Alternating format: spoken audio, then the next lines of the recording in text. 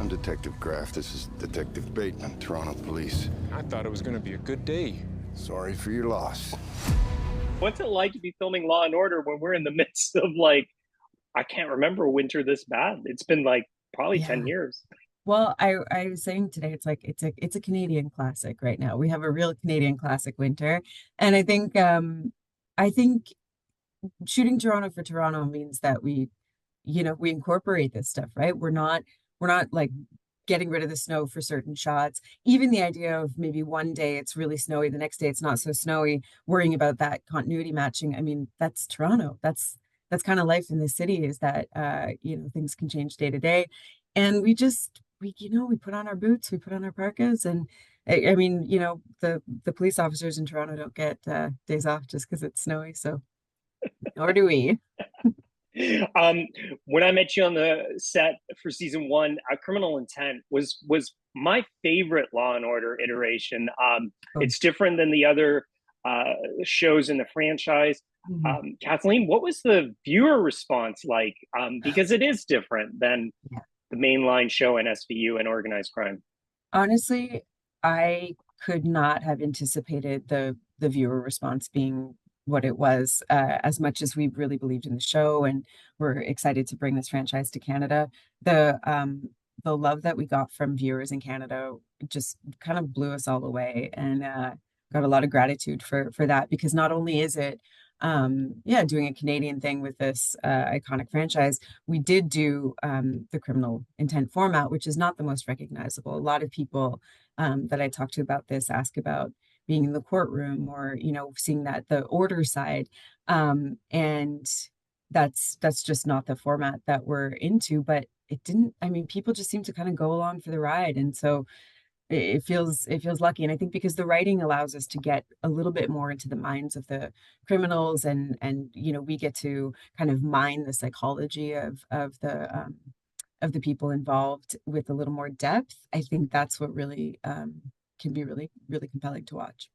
Were you more a fan of Criminal Intent, the mainline Law and Order, organized crime, SVU? Which one? I'm a classic Jerry Orbach kind of gal, but then also SVU, like and I did watch Criminal Intent. So I went back to it before starting this, just to kind of, get into that vibe as well. But yeah, I like this. One of the exciting things for me in this pilot is that I get to eat a hot dog on camera, which I really wanted to like do that Law and Order thing of street food, where you feel like you're really in the city, and so I like to kind of borrow from that 90s part of the franchise. It's funny when you ate the hot dog. I was like, oh man, I really haven't had a hot dog since. I mean, that's a summertime thing. I Yeah. basically don't eat hot dogs between October and April until the Blue Yeah. Jays start up. Mhm. Speaking of the Blue Jays, I mean, this Mhm. is in the trailer. Rogers Center Yeah. does play a role in one of the episodes this season. And Kathleen, what can you tell us about some of the other places we're going to see, cases we're going to maybe investigate? Yeah, I think that I mean, the Rogers Center location is kind of the perfect way to encapsulate the leveling up that we're doing this season. I mean, I think I felt really proud of the first season. I thought it was really beautifully executed by the team. And then we get to come back and just there's a little bit more of everything. There's a little more drama. There's a little more suspense, and then there are these really exceptional locations that we got. Like shooting in the Rogers Center, I was pinching myself. I mean, I used to go every April. My dad would take me out of school to go see the Jays opener when I was a kid, and driving from Hamilton. And so, just being in this field was like I could barely process it. So the experience of shooting was amazing. And then as much as we get these really, astonishing big kind of set pieces, we also go really deep into the little neighborhoods around Toronto, or the kind of cultural ecosystems that we have in this city. So I think it's just, we get deeper, we get bigger, we get everything's a little leveled up from the first season. You mentioned a little neighborhood. So hidden Mhm. gems. I mean, Yeah. you live here, you're from Mhm. Hamilton, Mhm. but you must discover little pockets you never knew about. So All Kathleen, the time. what's a new favorite hidden gem that you've uncovered Oh during my filming Criminal gosh. Intent? It's so hard to just pick one. I mean, we get to go to I mean, I wish we could actually spend time in some of the restaurants that we shoot in, because like the local food scene here is so good. A dumpling place in Chinatown, Little India, just getting to like dig in a little bit more there. I'm trying to think of what if I had to pick one.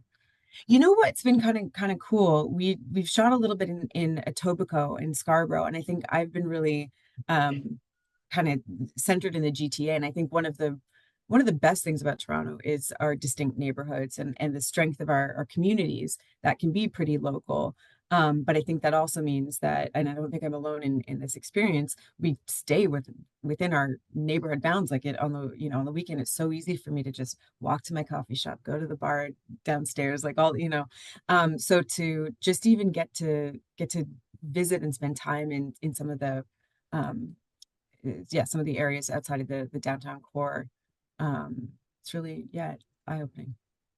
Um, Tassie Cameron, who Mhm. writes the episodes, I mean, she pulls some really the inspirations for the episodes just blow my mind. I mean, when I Yeah. spoke to her on season one, she told me the inspiration for one episode, and I never would have got it at all. Mm, What do you think, Kathleen, about how Tassie is able to take these sort of little kernels of cases that we might know, and then spill and spin out these broader stories that pull, from yeah. her imagination.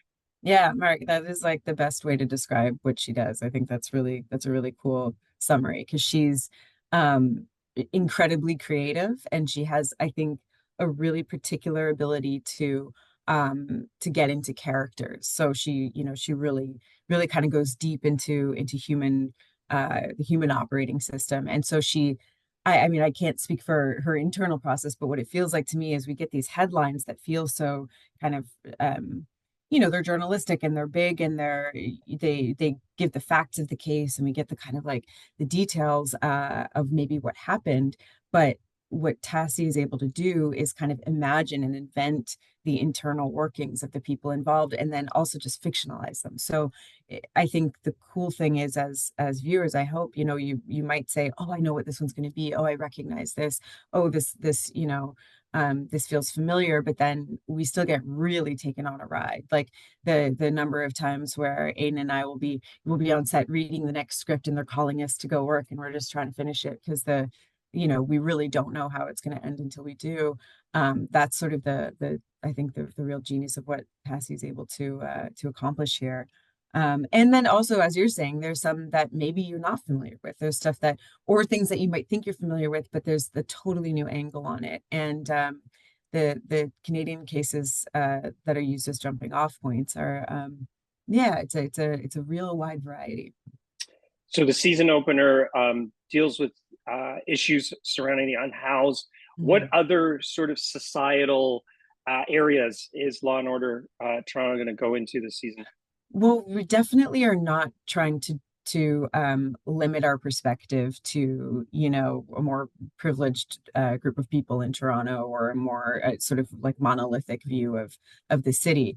I mean, dive into everything from housing crisis to cost of living for elderly family members. We get into um, predatory student experiences with for-profit recruiting for universities, things like that, like stuff that's been talked about in the news, and that I think a lot of people sort of come up against, but maybe there's not the same spotlight shone on all of it. So I think the main thing that we hope to do anyway is to treat that stuff with compassion. So as much as we are doing this procedural show with its own set of conventions, um, Tassie and her team, and I think everyone involved, is really determined to show a compassionate, empathetic perspective.